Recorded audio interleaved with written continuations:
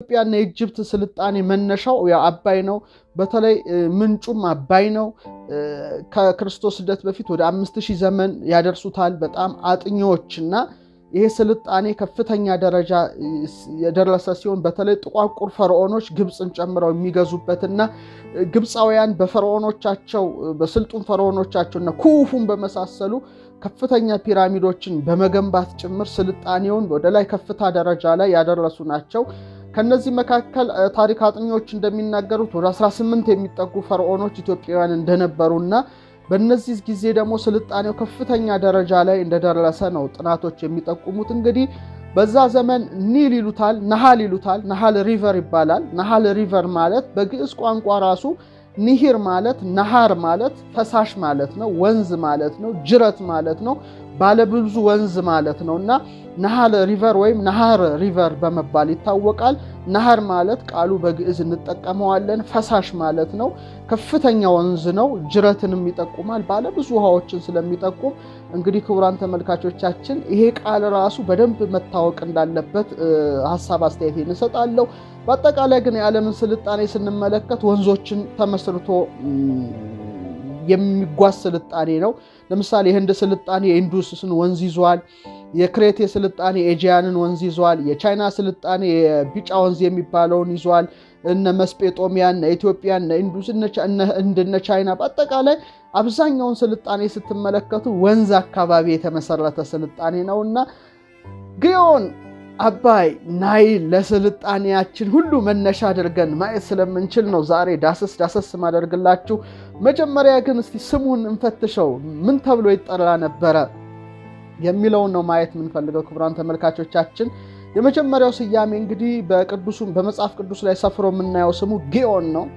ግዮን ማለት እንግዲህ ሊቁ ኪዳነ ወልድ ሲፈቱት ራሱ ዘያሐውር በኃይል ወይርም ወድምፀ ማዩ አብይ ወግሩም፣ የውሃውን ብዛት፣ የወንዙን ስፋት፣ ያካሄዱን ኃይል፣ የጩኸቱን ግርማ፣ ፏፏቴውን፣ ፍሰቱን፣ ድምፁ እንደ ነጎድጓድ መሆኑን ያሳያል ይላል። እውነት ነው። እኔም በቦታው ተገኝቼ በተለይ ጢስ አባይ ላይ ሲያስገመግም ያውም እንግዲህ ተገድቦ ማለት ነው ለኤሌክትሪክ ኃይል የተወሰነ እዛ አካባቢ ተገድቧል። ባይገደብ ኖሮ ፍሰቱንና ነጎድጓዳማ ድምፁን እስቲ አስቡት። በጣም ይገርማልና አካሄዱ፣ ጩኸቱ፣ ግርማው በጣም የሚገርም ነው ክቡራን ተመልካቾቻችን።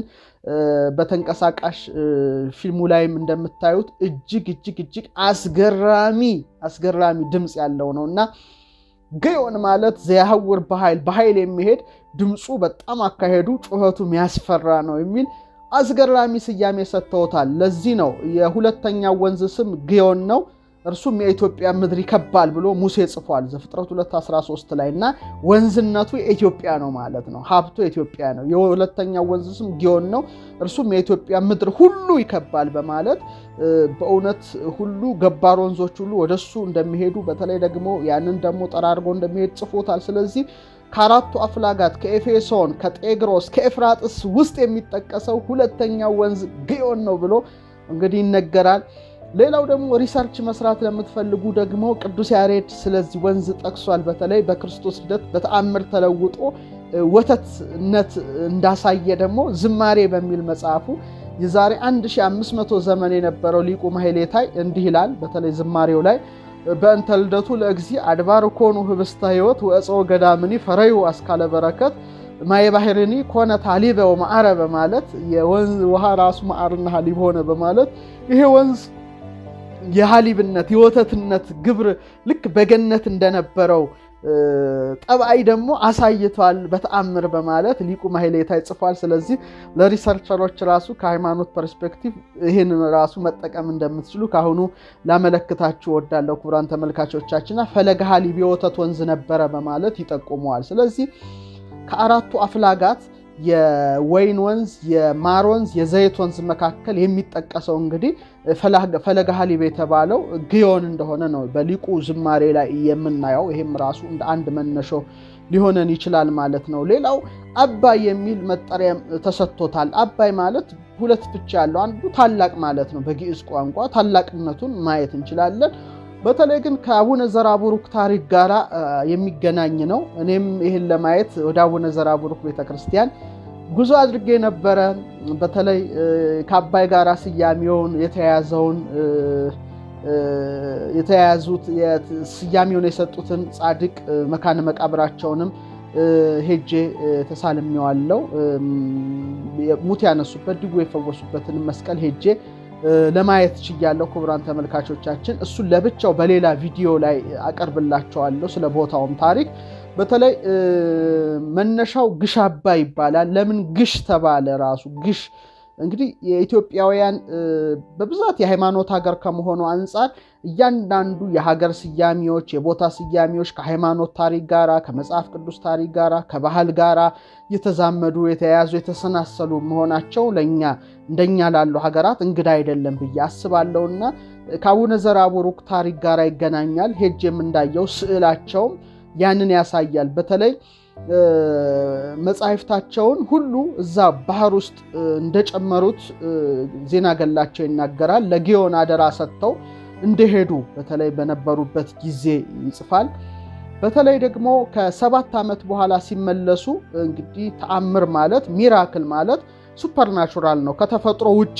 ለዚህ ነው ተአምር የምንለው አንድ ነገር እና ጉሲ ጊዮን መጻሕፍቴን ትፊ አሏት። አግሺ ማለት ነውና ግሽ የተባለው ምክንያት ከዚህ የተነሳ ነው ብለው የቦታው ሊቃውንት ይናገራሉ። ያን ጊዜ መጽሐፎቻቸው ሁሉ ተንሳፈው ሲወጡ ደቀ መዝሙራቸው አባ ዘሩፋኤል በመመልከት አባ ተመልከት ዳዊት ወጣ እንዳላቸውና አባ ስላለ አባይ እንደተባለ በዛው ቦታ ያሉ ሰዎች ይናገራሉ። ለዚህ ነው ግሽ አባይ ማለት ግሽ ማለት አግሺ ወይም አውጪ ማለት ነው። ጎሳ ልቤ የቃለ ሰናይ ልቡናዬ በጎ ነገርን አወጣ ወይም አገሳ አወጣ እንደማለት ነው። ስለዚህ መጽሐፌን አግሺ ስላሏት እና ተንሳፋ ስትወጣ አባ ተመልከት ስላላቸው ግሽ አባይ እንደተባለ ስያሜውን በዚህ ምክንያት እንዳገኘ የጻድቁ ዜና ገል በተለይ በቦታው ሄጄ ባየሁት በስዕላቸው ላይ ተረድቻለሁ። ስለዚህም ስያሜው ነው። ሶስተኛው ስያሜው ናይል የሚል ስያሜ ነው። በመሰረታዊ ነገሩ ናይል የሚለው ክሬዲቱን ለሌሎች ሀገራት መስጠት የለብንም የሚል እምነት አለኝ ራሱ። ምክንያቱም ቃሉ ራሱ ግዕዛዊ ነው። ግዕዝ ደግሞ በጣም ጥንታዊ ቋንቋ እንደሆነ ይታወቃል። ቃላት መመሳሰል ሊኖር ይችላል። ለምሳሌ በግዕዙም በዕብራይስጡም በአረብኛውም ተመሳሳይ ብዙ ቃላት አሉ። መራሕያን በተለይ ለምሳሌ አነብል በግዕዝ ቋንቋ በዕብራይስጥ ቋንቋ አኒ ይላል። በግዕዝ ቋንቋ ንህነ እኛ ብንል በዕብራይስጥ ቋንቋ ናህኑ ይላል። አንትሙ እናንተ ብዬ ብናገር አቴም ይላል በዕብራይስጥ ቋንቋ። አንትን ብዬ ብናገር አቴን ይላል። ተመሳሳይ ነው ማለት ነው። በአረብኛውም በጣም ተመሳሳይ ነው። ለምሳሌ ሰኑይ ብል ኢትኒን ይላል፣ ዕብራይስጡ ደግሞ ሸኒ ይላል። ሰሉስ ብል በግዕዝ ቋንቋ አረብኛው ተሉት ይላል፣ ሽልሺ ይላል እና ረቡ ብል አርባአ ይላል፣ ሬቪ ይላል። ሐሙስ ብል በእኛው በግዕዝኛው ኸሚስ ይላል፣ ሐሚሺ ይላል በዕብራይስጥ። ስለዚህ ተመሳሳይ ነገሮች ናቸው ማለት ነው። ናይልም ራሱ የግዕዝ ቋንቋ ነው። ኒል ማለት ሁለት ትርጉም አለው። አንደኛው ልብሰ ማርያም ብሉ የሚለውን ስያሜ ይሰጣል። የሚገርም ነው። ብሉ ሰማያዊ፣ ከአንድ አይነት እንጨት የሚወጣ ህብሩ ሰማያዊ መሰል ነው እና ይሄ ነው። ሁለተኛው ደግሞ ጥቁር የሚል ፍቺ ይሰጣል። ወንዝን ሰማያዊ ነው፣ ከሰማይ ጋር ነጸብራቅ ወጥቶ ሲታይ ማለት ነው። ሌላው ደግሞ ጥቁር አባይም ይባላል። ኒል ማለት ራሱ ጥቁርም የሚል ፈለገ ኒል ይለዋል። በዕብራይስጡም ተመሳሳይ ነው፣ ኒሉስ ይለዋል እና ስታንዳርድ የሆነ አረቢኩ የወሰደው እንደውም በ19 በ20ኛው ክፍለ ዘመን ቅርብ ላይ እንደሆነ ነው የሚነገረው እንጂ በእነሱማ ጥንት የነበረው ፒያህሮ ሀፒሊቴሮ ነበረ። ከዚህ እንደወሰደው ነው የሚነገረው። ስለዚህ ፈለገ ኒል ይለዋል፣ ኒሉስ ይለዋል። እንደውም ኪዳነ ወልድም በገጽ 639 ላይ ጠቅሰውታል። አዝረቅም ይባላል። አዝረቅ የሚልም ስያሜ አለው። ጥቁረቱ ሰማይ የሚመስል ለምሳሌ ብንተ አዕይንቲው አዝረቅ፣ የአይኑ ብሌን ጥቁር ነው ይባላል። ለምሳሌ ከመኒል አልባስ ዘህብረ አዝረቅ፣ ልብሱ እንደ አዝረቅ መልክ ያለ ጥቁር ነው ይባላል። ይሄ ምንድነው? ወረሴው በአምሳል አዝረቅ ይላል።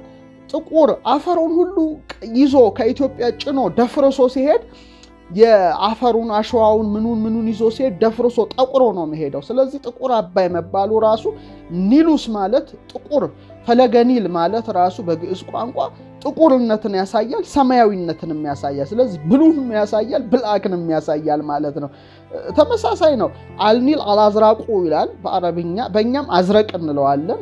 ብንተ አዕይንቲው አዝረቅ ከመኒል አልባስ ዘህብር አዝረቅ የሚል እንትን ይሰጣል። ስለዚህ ግዕዙም ራሱ በጣም ጥንታዊ ቋንቋ ስለነበረ ይህንንም ይጠቀማል። ስለዚህ ክሬዲቱን ሁሉ የነሱ ነው፣ ይህንን አንጠቀምም ማለት አንችልም። ምክንያቱም የኛም ተጠቅሶ እናያለን። ፈለገ ኒል ይለዋል፣ እነሱ ደግሞ ኒል ብለው ጠቅሰውታል። ነሃል በጥንቱ ደግሞ ነሃል ወንዝ ይባላል። ነሃል ማለት ራሱ ነሃር ማለት ፈሳሽ ማለት ነው፣ ወንዝ ማለት ነው፣ ጅረት ማለት ነው፣ ባለብዙ ውሃ ማለት ነው። ምናሃር ይላል በግዕዙ ቋንቋ ወይም ንሂር ይላል። ንሂል፣ ናይል፣ ኒል እነዚህ ሁሉ በግዕዝ ውስጥ ያሉ በመሆናቸው ይህን ከልብ ሊታሰብበት ይገባል ማለት ነው።